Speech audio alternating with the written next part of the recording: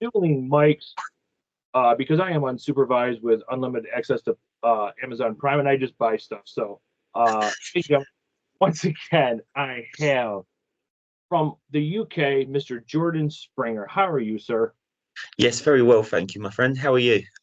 I am doing very well, except for the rainy weather and the cold air that's coming in. But sometimes it is what it is. It is what it is, but I wish it would just be a tad warmer. A tad, yep, yep, yep. Um, so to all of our listeners and people who are going to watch the video, if you remember Jordan, he's been on the show a few times. He did a guy's mental health with us about 5 weeks ago, and then he came on the show and he told a story about from a young age to where he is now. And for those of you who remember, he had testicular cancer and he survived and he's doing very well. But he is back today to talk about his involvement with soccer. Why don't you elaborate how you became involved with soccer and everything that you did?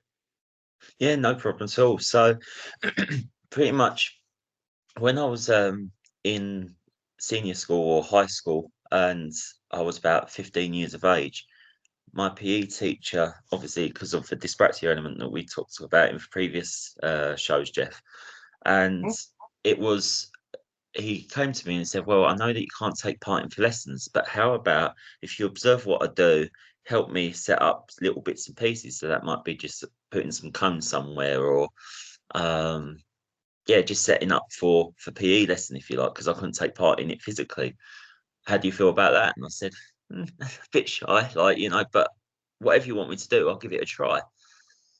And it came about that we was doing that football, like soccer at a PE lesson, and he said to me, "Right, so you see this game that's taking part with your class here, in a sense. What do you feel is wrong with the setup, if you like? How do you feel the team are doing, or both teams are doing? Is there anything that you've seen that's good, bad?"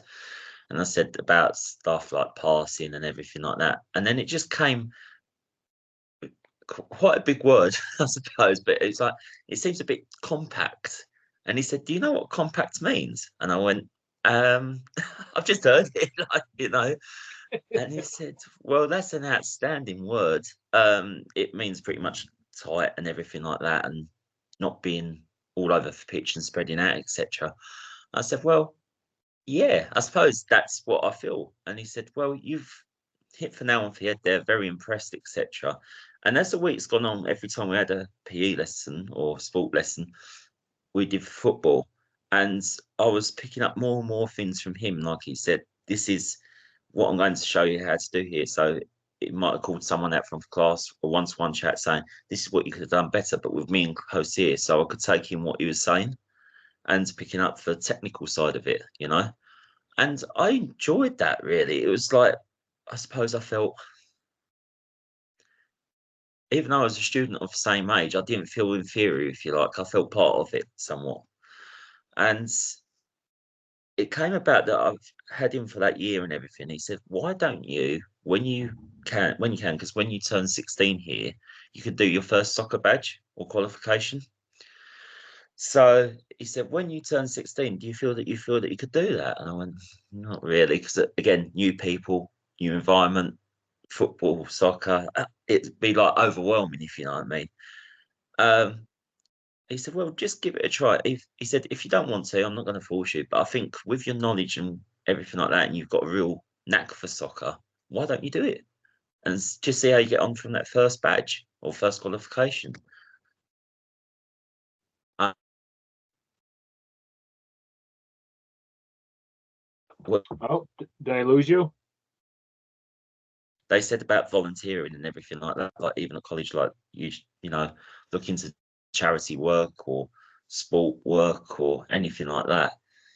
And my tutor said to me, "You really love your football, don't you, Jordan?" And this was a completely different tutor at college, obviously. I said, "Yes, I do." And from there, it tweaked in the back of my mind, can I do a bit of coaching? You know, but I didn't know where to start. So I said that to the tutor. I said, "Where do I start?" And they said, "Well, it's up to you. You can, there's a lot of teams that volunteer. They might take a volunteering on and everything like that. See how you feel." And it came about that I saw after that day that there was a qualification for first badge. I thought, shall I do it? Shall I book it? And obviously there's a price, and my mum supported me during that. And she said, who knows, Jordan, if you don't like it, then fine, you just gave it a try, like. And I bit for bullet, if you like, and I've gone for it. And since that time, from the first qualification training, it changed my life completely, Jeff.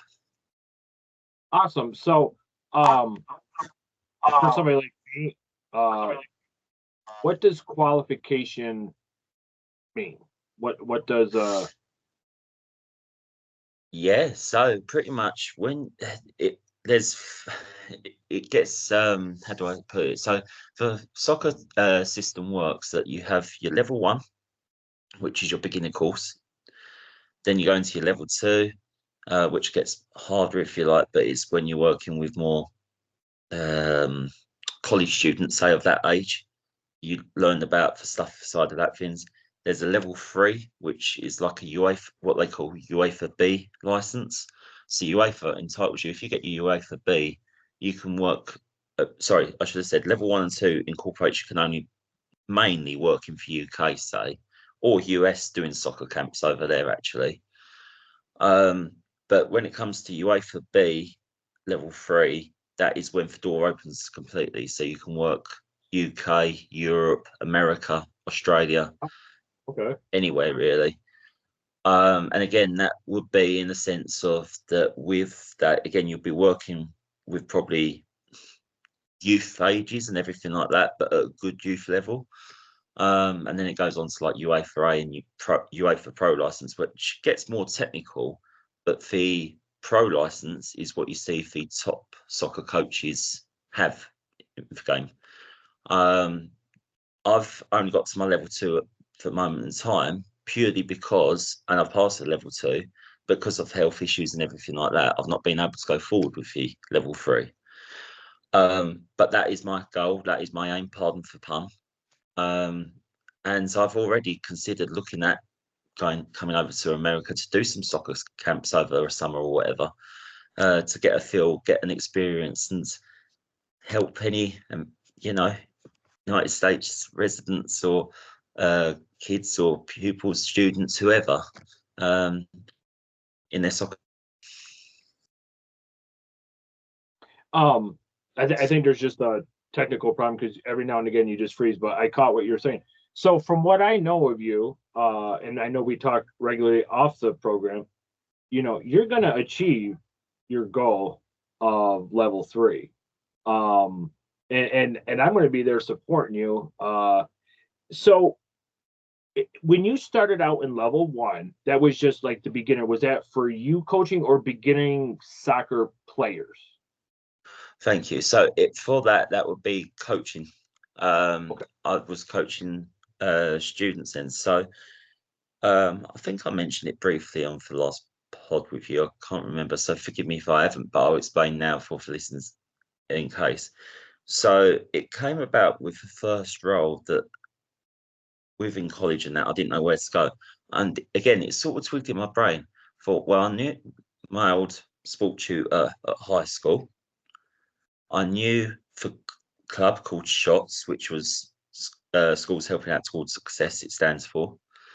And again, that was for students with disabilities, additional needs, you name it. And it was to bring people together again to do, I don't know, just maybe a talking exercise. When I say talking exercise, like just to communicate with one another, or it might be to make friends, or it could have been to do sport, or it could have been you name it. And I put it forward for school because I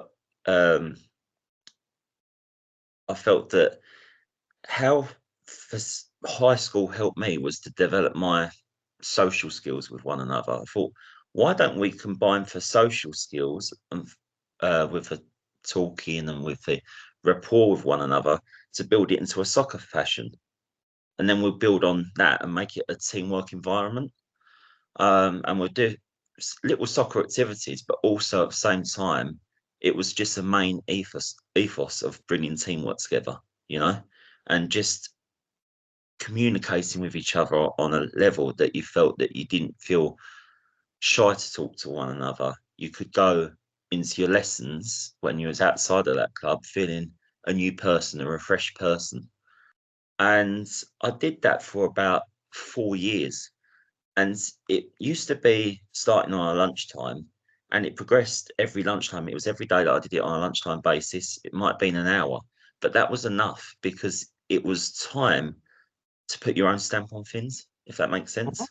mhm. So with that, we built it and built it, and it came to in the end that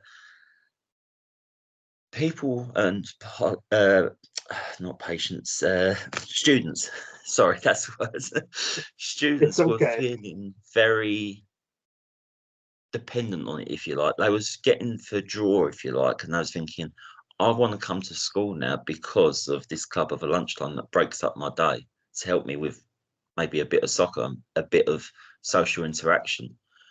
And it works really well. And obviously, working with the tutors there, it was quite a bit of a flashback because a lot of them tutors that was sort of supporting at the start was who I had, you know. Mhm.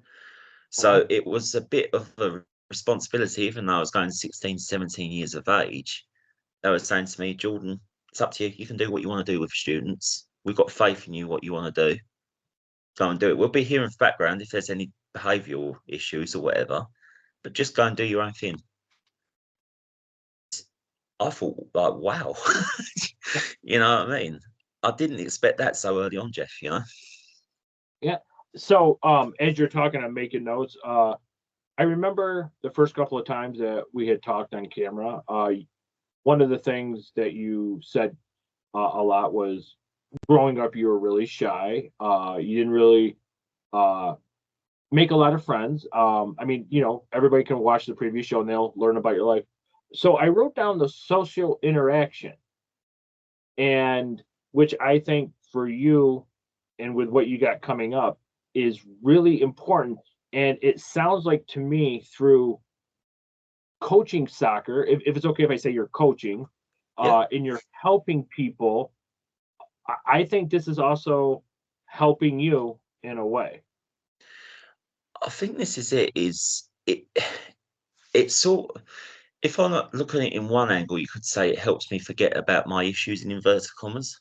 But then I don't, in another sense, I feel that it's quite therapeutic, but I just feel like I look at some, like, say, with them students at the club of a lunchtime, I used to look at them and think that used to be like a mini me, you know? And if that was like a mini me, what can I say to them to help them overcome things earlier than what I did, if you know what I mean? Because it's not trying to be blow up an ego or anything. It's just to help others out, you know what I mean?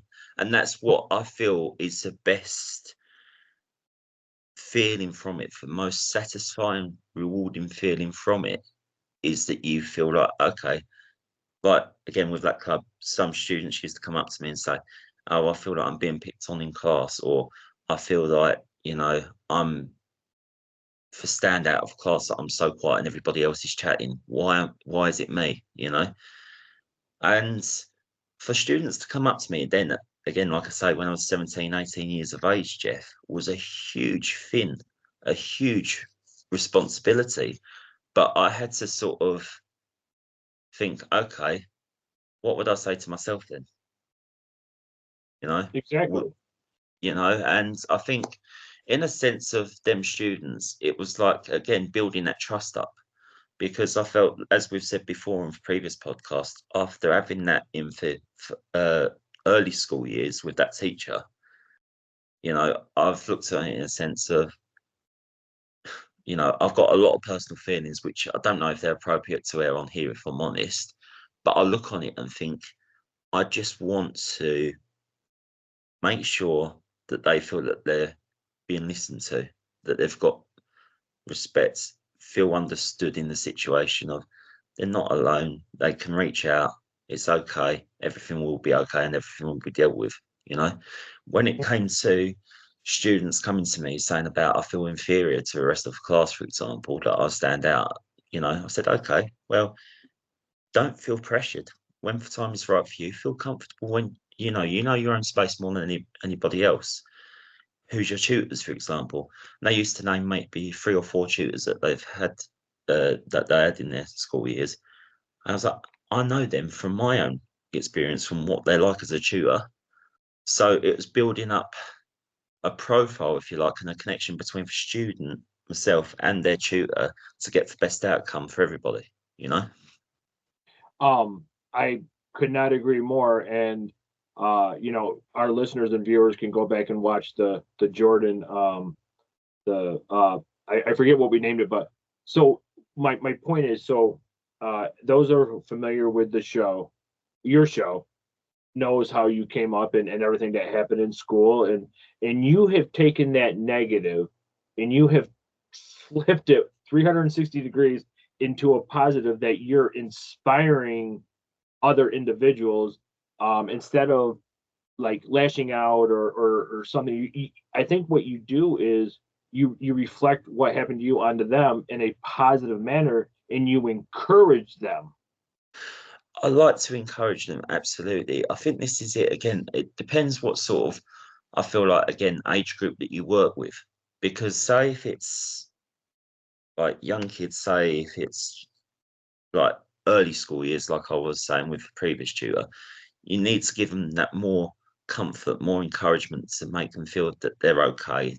Don't, you know, and don't put pressure on them so early, if you know what I mean. Just let them be, let them enjoy their life at that age. When it gets into like high school, yes, that still is the same. Enjoy your life somewhat, but it comes in where you start setting maybe little disciplines in. I mean, I remember when I was in high school, in terms of headmasters and deputies that we had at that time, they were very, very strict. But actually, it really helped for students, I suppose, like myself, to be on level grounding and think like, okay, we're representing for school here. And that's the same how I feel in that respect when you're running a team, say, is if you're wearing a team's badge, you've got to represent it with pride. You've got to represent it with that you're going to give everything that you've got for maybe that community, you know, that you're representing it in a positive light. And with the high school, like I say, there was them that heads and for deputies that there was some little things there that I learned a lot from that I've taken over into coaching myself. For example, one of them might have been, well, you're late, for example, to lesson. So even if you was 2 minutes late, even though it was a huge school, say, they used to pull you up on it and say, well, why are you 2 minutes late? And if you tried to sort of give back chat, they didn't appreciate that. They was like, for example, if you do that later on in life in work and you're going to be late to work, that's not going to set you up for the rest of your life, is it? So it's teaching life skills as well, what they were saying. And that's how I feel even in soccer, Jeff, is when it comes, again, it depends what age group you're working with, but say with the previous team that I've worked with or adults that I've worked with, open age, young adults still, but they might turn late to training or they might turn up late to a match. I say, well, why are you late? Because you're letting your teammates down here, you know? So you've got to set the standard. And if they can reciprocate on that, then it starts to twig in their mind and think, okay, I need to sort this out. But I'm a firm believer again that there is circumstances that arise with that. So it could be someone's come late from work. It could be someone's been stuck in traffic. I understand them situations. You realise them situations that they're out of your control. But if someone said to me, well, I'm late to a match because I woke up late, well, sort of that's on you because you're taking responsibility for them actions and you're thinking, well, could I have gone to bed earlier for previous night? Could I have, done whatever? And it came about that there was a lad that I had at training that turned up late and I said, well, why are you late? And he said, oh, he was giving me a bullshit story, to be honest with you, Jeff. And I knew it was just bullshit from the minute go. Yep. And I was just listening to him. I went, right. And I was just looking at my watch, like, right. And he went, yeah, and this and that. And I went, I smell bullshit. Cut it out, lad. You know? I And like that. it's in a sense of that respect is, again, because of the age group it was, I could do that, you know what I mean? But it was setting a tone again of like, can't be late again. And when it came to the following week, I looked at the watch, I was like, bloody hell, you're early. He said, well, you caught me out last time, so I've got, you know. So a couple of the notes that I wrote down, just listening to how you look at the team and everything that you got going on, is respect. You know, like you said, if they're wearing the badge, they have to represent themselves and the community and the team and everything that goes with it. And the last thing that I wrote down was the accountability. Yeah. I like that. I like how uh, from your view, there's some leeway, right? If they're stuck in traffic, I get that, right? But like what you with the story you just shared about the individual who overslept, you held them accountable, and then the next week he was early. I absolutely just love the three things that I just wrote down about that, and because if you're part of a team, it's a team. It's just not one person. So you have to respect that not only everything that we just talked about, but the coaching staff, the people who are coming to watch you, and your teammates. And I'm glad that you called that person out because it reflected into the next week. And I like that. That was that. Kudos to you for using that type of psychology and the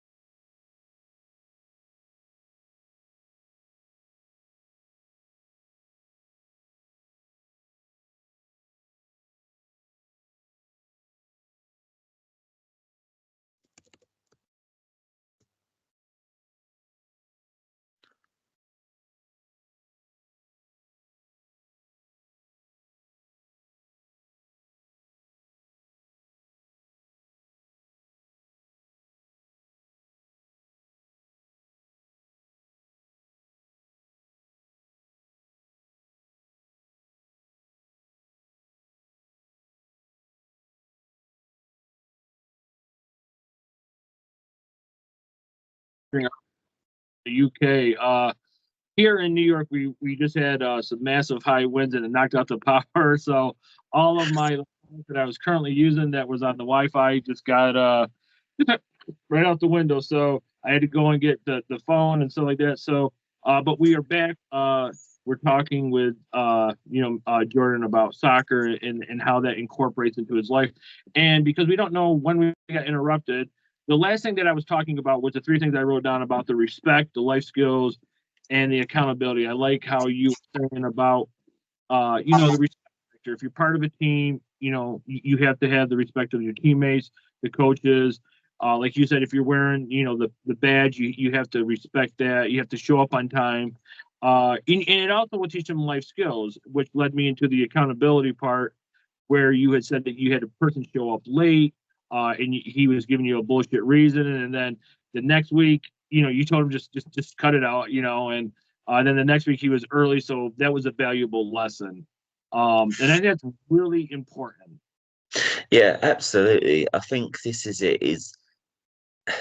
I think there's a lot of things that I've taken over soccer that takes me into life skills, and then there's a lot of soccer that takes me into life skills in a bit of reality as well. I think this is it. Is accountability is a big one, and that comes a lot when you're in a team anyway. If you're doing it one to one, and that is different, but when you're doing it as part of a team, everyone's got the right to say how they feel, but it's got to be in a level that's respected and understood. Now, when it comes to, like, for example, the team I'm with at the moment, when I say that they're young lads, it's 22, 23, so young adults, but they're into adult football. And when they do their talks, like when it comes to before the game, I have a little input. But for them, it's about them to try and find their way, if you like, of how they're going to negotiate the game in a sense of give them the initiative. You could say it might be me lazy, just not let me doing anything as such. But in a sense, I want them to have the authority, their own stamp of like how they'd want to play their game, for example, against an opponent, how they're going to approach it. Are they going to be disciplined? Are they going to get in their faces from first whistle? It's up to them what they want to tailor it around. Obviously, I'll put a breach on it, and if it gets a bit over the top, then I say, okay, enough. But it gives them a bit of a responsibility in that respect of finding their feet because everyone's going to be running around on that pitch for 90 minutes. So it's about finding themselves as people. There's some people that pipe up quite regular. Obviously, we have a captain that represents the team. They do a lot of the talking, but by and large, it's a chance for everyone to pitch in. If there's conflicting opinions or whatever, yes, you have a limited time amount to get through what you want to, but you have to draw the line again, say enough, and then you say, okay, well, we'll take on this part, we'll take on this part. It's like fitting a jigsaw puzzle together. And that's what sort of excites me with the role that I'm doing at the moment with the team. But as you say, accountability. And this is it, is people say to me, right, well, this was in the past, not with this team, because they're a very good bunch, these lads. But previously, I've had players come up to me and say, well, I want to play in attack, but why are you playing in me in defense for? You know, I'm like, well, it's not ideal, but you've got to do it for the team.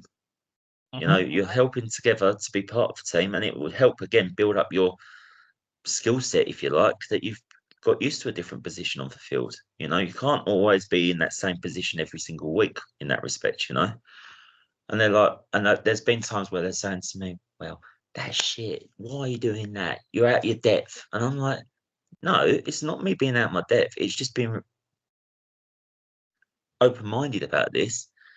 You've got to help your team out here. Like, you know, we had one player, former club that I used to work with, and he said, oh, you know, this is shit. We're like a couple of goals down or whatever. You know, why are you doing this? You know, again, you're out of your depth. And I said, all right, then, if you feel that you can do better than me, you stand here in this spot then. You deliver instructions to the team. Bearing in mind, he was only 17 himself, like, you know, I said, go on, you do it.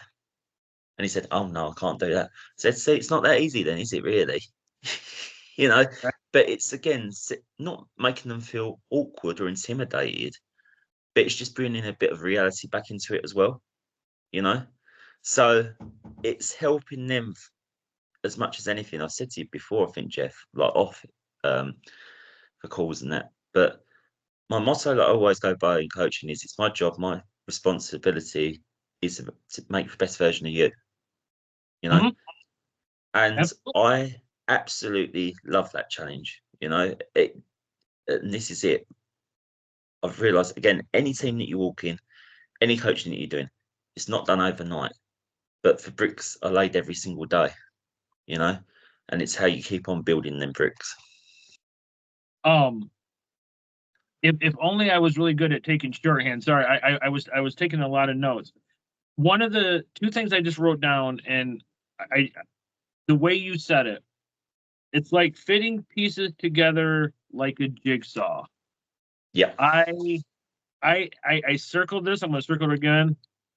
I absolutely just love how you said that because, forgive me, how many people are on a soccer field at once? So there's 11 on both teams, so 22 players altogether, but 11 on each side. So you as a coach have got to figure out the best way to put the right people in the right places on this team. And that's where, and as I was listening to you, the one 17-year-old kid said, oh, you know, this is why we doing this. And sometimes you have to sacrifice what you want to do for the better of the team. And that's where you're taking 11 people, and sure, okay, so maybe this person over here is a really good striker. Okay, I don't really know soccer, so correct me if I ever say something wrong. But maybe his skills are better at this particular time on defense, right? Yep. Um, and that's where in the fitting pieces together like a jigsaw also goes into the sorry, I can't read my writing. I gotta learn how to take shorthand writing into the life skills. That I think that's awesome what you're doing. That is teaching somebody that you can't always be this or that. You have to maybe take a step back so you can go three ahead. No, exactly that. I think this is it, Jeff. It's I think again, because soccer gets very competitive, I suppose like any sport does really. You know, Oh, any oh, sport gets so competitive. But I think it's in a sense of learning through different age groups, like obviously doing the club at lunchtime that was, 12, 13, 14-year-old lads to doing the under 17s, under 18s at a semi-professional club was a very good experience. I've taken a lot away from that, in all fairness. It was good and bad, I'll be honest. But then I was given a chance with a men's team. This was going back just as we was coming out of COVID in 2021 here in the UK. And I put an application in and I said to the boss, I said, right, here's my application. Don't know, see how you feel. This is my outlook on football. Happy to discuss further, but see what comes from it. So he come back to me, he said, right, can you come down to a training night on da da da da da? I said, yeah, okay, fine, I will. He said, just get a feel. And he said, right, this is where the first team is. So again, like I say, adults, if you like, that's been around playing football for years, if you like. And then there was a reserve team here that was like 18-year-olds starting their first season in adult football. And he said to me, right, for boys in your court, you choose what you want to do. Do you want to work with the first team with men, or do you want to work with 18-year-olds in their first season of adult football? And I went, I'm not sure, but what a interesting thought process to, consider. And I said, do I have to make a decision tonight? And he went, no. If you want to just see how the adults are working and how the reserves are working, that's fine. And then come back to me when you're ready. So I went over to the first team. And bearing in mind there was someone over there coaching, I thought that might be a good thing to learn some experiences off of them. But then part of me was thinking, these young lads, on the other hand, that was a young team. They need a bit of helping hand getting into that first level of adult football. And there's a lot more comes in with that than youth football, So, and I just thought, I was looking at both and I said, right, okay, let's go with the reserve. So I went with the 18-year-olds. But I said that we'll make a plan. And what the plan was that I said that if any of these lads that we feel is doing good enough with the reserve team, can we push them into the first team to get experience, confidence, you name it? And that was part of the ethos that we agreed on, which was really good to be fair.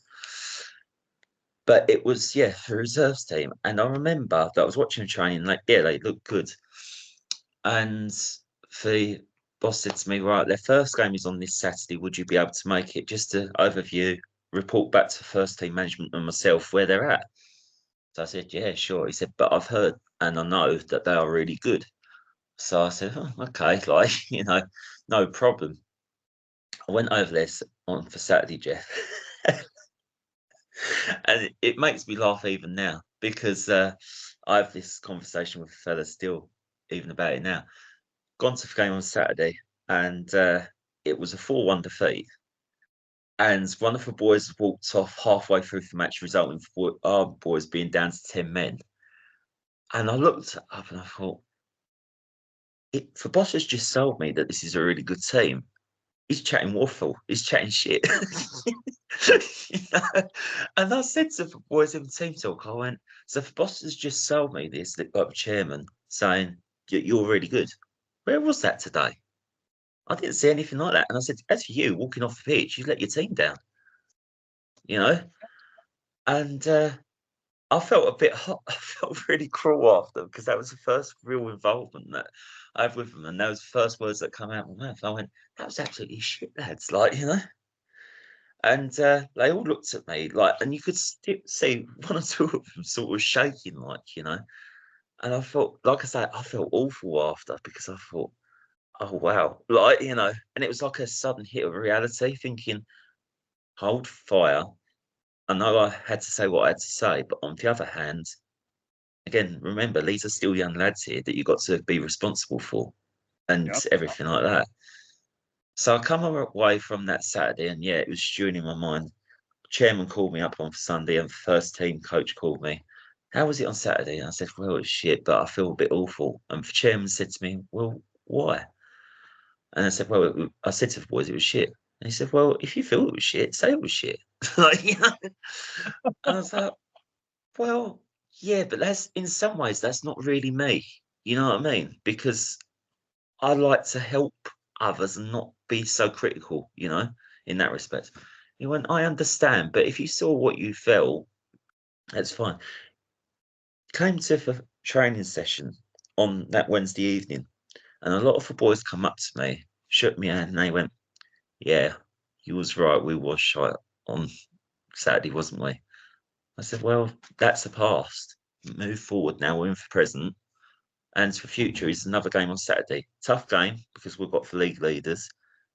But let's do some basic things now. Let's get, again, for teamwork in training, let's get some ball related activity going. Some little simple things, if you like. Back to the basics. See how you feel. And they come away, felt good. Coming to Saturday, I said, and it was for team talk. And I said to the boys, you know, because that's one thing that I've learned is you can't go back way in time or even for previous week because then it plants that seed in someone's brain from their previous week's mistake or whatever. So you've got to start fresh every single week. If it's, you know, which I suppose it is because it's a new game. But you know, you can't dwell on the past. And as we've said before, Jeff, that's a key life lesson in itself, you know. I said, look, today's league leaders, play your best game, do your best. That's all we ask for. Play the best football that you can. Yeah, league leaders. Let them be scared of us, though, yeah? Like that, you know? Different bit of reverse psychology. And they come off the pitch as 2-0 winners. And I was like, bloody hell, like, okay, change of mindset. Well done, lads, you know, well done, and everything like that. But it was that we was in a 10-team league. So we was like 6th at the time. And it was like top 3 to get promoted to the new league. I said, right, boys, that was really good. Enjoy tonight. Enjoy whatever you're going to do. Be together, whatever. But we go again next week and we keep on building on it. And that's where it really changed on that front because I was like, yeah, really enjoyed that experience, you know. And that season, Jeff, after all the games that we had to play, we ended up getting promoted. It was a real, yeah, it was incredible, really, how they was doing because I come away and when the chairman said to me, yeah, they're special in that first meeting, I come away towards the end of the season, I was thinking, he's got a very good point here. They are, you know. And yeah, I was so really proud of them. And it came to the end of that season that I'll show you a picture now. The chairman come to me and he said, first team, got a cup final. Do you feel like you can be with first team coach and help him with anything on that? On like as a bit of experience, a bit of words or whatever. I said, blimey, like Simon is name, blimey, Simon. That's a bit of a, you know. He said, well, just see what you can do. Even just be part of it, part of experience, like, you know, like your own work experience. I went, oh, okay, all right, I'll see what I can do. I turned up and for Gaffer, he called me into the next room. He went, can you do me a favour, George? I went, what's that? He went, can you do for warm up for the first team tonight for their cup final? And I said, bearing in mind, this is the first team's first ever cup final, and you're putting that on me to warm up the team. I was like, And I was starting to shit it a bit, really, Jeff. I was like, whoa, okay. You know, I said, and then for the chairman coming, he said, what's this chat about? He said, Jordan, I've asked Jordan if he can run for warmer. He said, go on, Jordan, go for it, you know? I was like, oh, all right then, I will. So I put on for warm up, and we had a little bit of banter. Me and first team manager, he went, well, for warm up shit, and we lose the game, I'll put it on you, all right? So I was like, oh, thanks for that, like, you know. But did for warm up, and it was helped with the club captain at the time, and it was a really good experience, you know, experiencing for warm up, how they train, going into the changing room before the game, from players that have played even at semi-professional level of football. I was in the changing room with them. And I was thinking, wow, this is unique. And I was trying not to show too much emotion because I was so driven into the game. And yeah, we ended up that we won that game, won the cup and everything. And we all celebrated after. But it was really nice because this is the picture that I'm going to show you. So Okay. this is Simon for chairman. Okay. And here is James in the middle. And James is who I work with for reserves for the young team. So in that respect, it was a whole club get together, you know what I mean? And we all celebrated together, and it was really proper special, like, you know. And it came about that after that season, unfortunately, the first team manager, so Alan, his name, had to resign. But I was going through some health bits at the time. But Simon come to me and he went, been really super impressed with you. Do you feel that you could run for first team? Do you want to take first team for next season? And bearing in mind, I was only 23, 24 myself then. You know, that was like, you know, obviously it was a dream. And he said, well, give it some thought because I know it's a big responsibility, adults, good level. But I've been impressed with you. See how you feel. And unfortunately, as much as I wanted to, I had to say no because my health was so bad then. But it was, you know, to be even offered that, Jeff, was like, wow, you know what I mean? From everything that's gone on in the past, as we've spoken about, it was like a pinnacle. And it hurt me to say no, but I had to do it for the best interest of my health at the time. But he kept me involved where he could. And then I did a little bit with reserves again when I was a bit better. But then again, my health taken a bad turn. So I had to, in the end, resign from that club only like last year because he put me into like a community role. So it was like reaching out to businesses and so on and so forth, and get people involved that way if there was any sponsorship, you name it, etc. Which again I enjoyed because that gave me some more life skills, you know, dealing with other types of people, other businesses, etc. But yeah, I had to resign last year because Simon, the chairman, had resigned. So that's the club's been handed over now. And it came to this season, and I was really itching because I was feeling better in myself. And I was like, I need to get back into football now. I've missed it for so long. And I was like, yeah, 3 years out of it, if you like. But I was thinking, I'm going to be so rusty. All these sort of things were going through my head. And it was James that come to me and he went, well, obviously with that club, they moved on and everything like that because the reserves unfortunately had to fold. But he said, I'm at a different club umbrella here. We work together at the reserves. Do you fancy coming back and being part of it with us under this different club? And I went, in a heartbeat, I went, yes. Like, you know. So he said, okay, see how you get on, you know, be as much involved as you want or as little as involved as you want, you know. Bearing in mind, he's a few years younger than me, so I'm 27, he's now 23. But I have to give full absolute kudos to James. You know, he is such a mature young man that I didn't start with this team until October because I had some things going on. But he got that team from June last year till September and October, and even now to where it is today, because he's helped organise everything, get the team ready. And for him to ask me to be involved in these projects, if you like, was I was truly humbled, So yeah, we're working together now this season, but it's been a real roller coaster of a season because we're fighting for the league at the moment. Only 1 point off the top spot at the moment. And we're in a cup final at the end of April. So yeah. The one thing that I'm taking away from everything that you're saying is you have just never given up. You are achieving.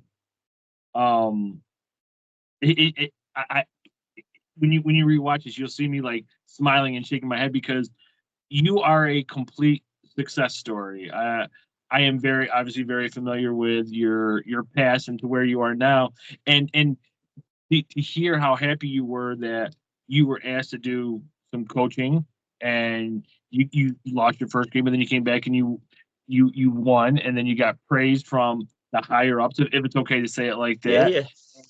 And because of everything that you went through in your life, I truly believe that this is what you're meant to do. You're doing great at it, and if the way I look at it, if the uppers are noticing you and they're congratulating you and they're reaching out to you, then you're definitely doing something right. Thank you. I think this is it though, is I've always felt football is a team game. It's not, there's no I in team, as the saying goes. I mean, I've been very, very fortunate to have worked with so many incredible, though I say they're footballers, obviously they're human beings too. They get labelled as footballers, but they're human beings. But I've been blessed to work with the most amazing human beings over a few years of doing this. I mean, this is will be officially my 10th year in coaching if you incorporate everything. So it's a big landmark in that respect. But that's by for by because every single year that has happened with it, there's been people in there that have even inspired me to become a better person. There's been a lad that we used to have at the lunchtime club that had that's got autism and Asperger's and everything, but he was involved in one of the first clubs that I did on an adult level, and he was running for show every week. He was absolutely incredible. There's others that have had upbringings that you can't imagine being in an upbringing like that, but they've shared their experience with me to trust in me about that. And it's trying again, putting them jigsaw pieces to puzzle together again. It's sort of making me feel like, right, okay, if you've had adversity in your life, it's about putting that not forgetting about that adversity because that's still going to be in the back of your mind, but it's about how you can channel that into something that means so much to you in terms of soccer, to make you feel that you've gone through all them hard times to now get through into these good times. And it's a huge honor to be given responsibility to work with all these people.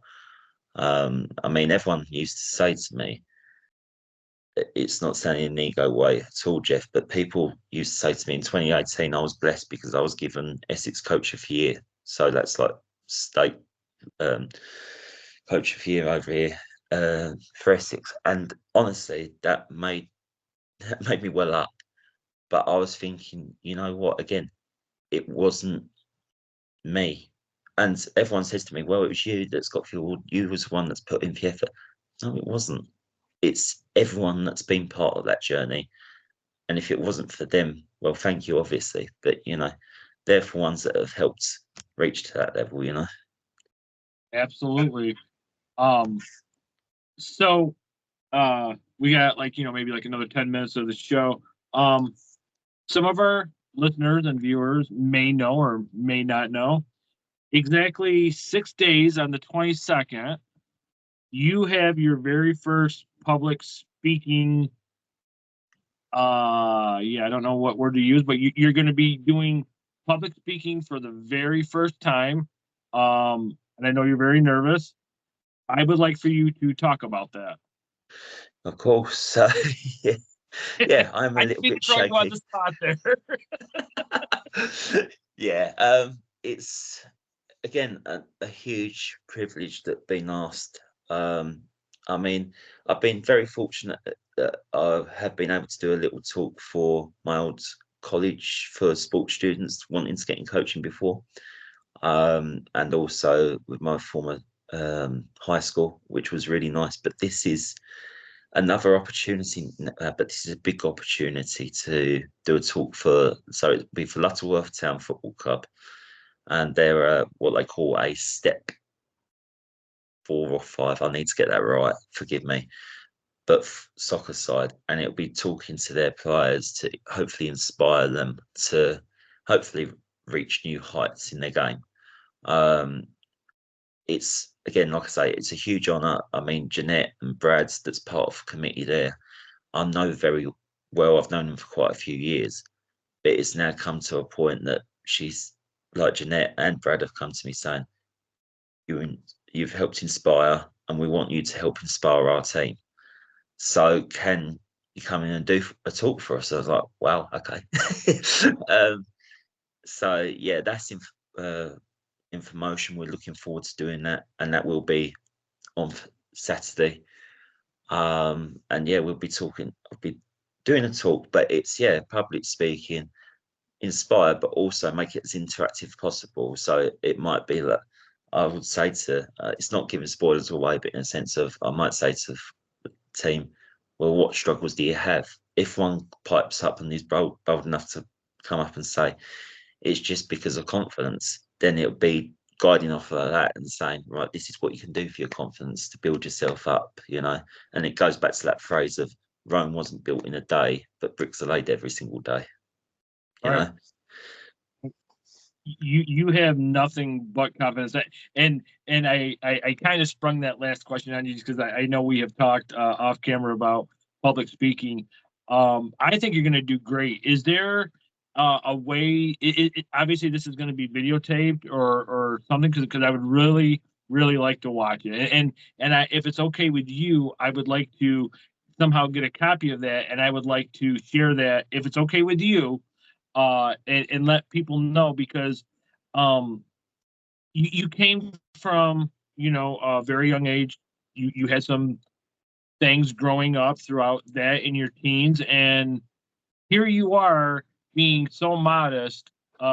You're getting an award for, or you got an award for coaching. You're helping uh, mold people's minds, and you're making a difference, and you're inspiring people. And I want to continue to share your story if that's okay. Of course, my friend. I mean, I'll have to make sure what their setup is there, but if should anything, which fingers crossed for anyone, if it does, then of course I'll share it over to you.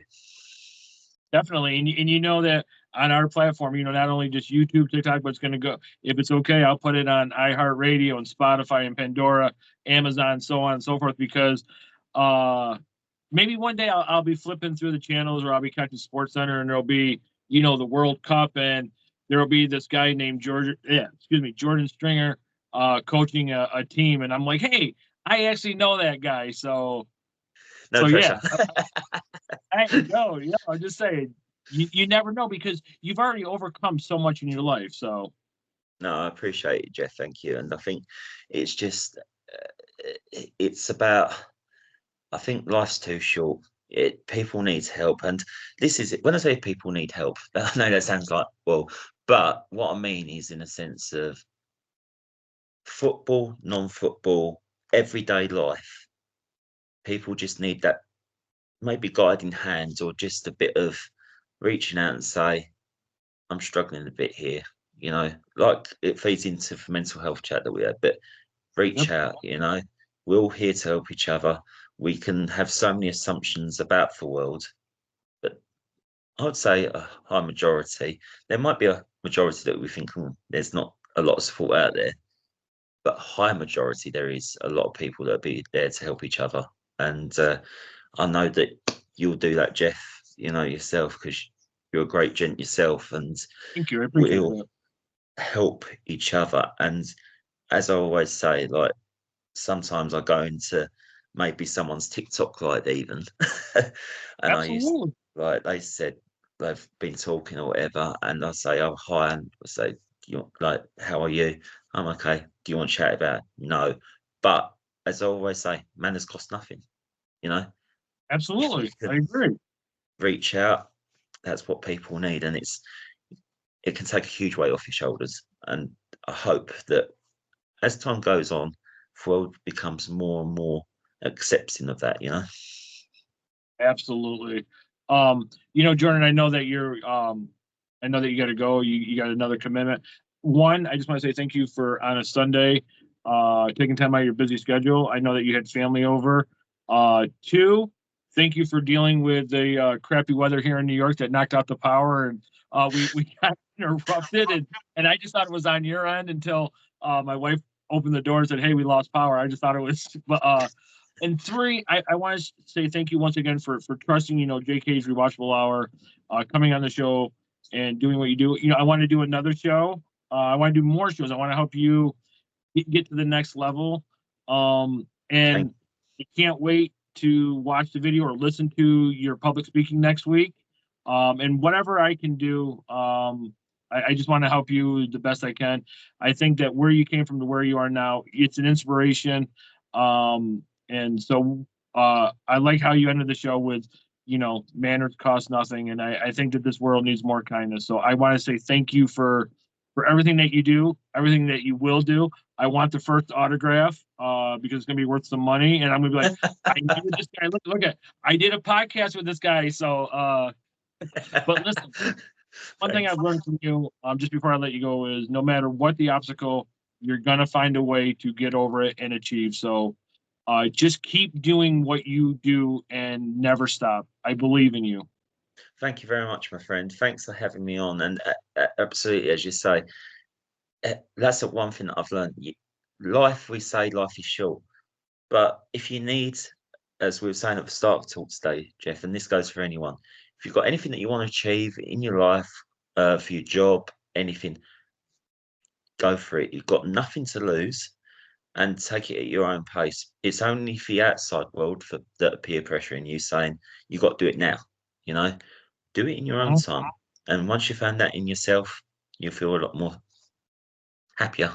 100%.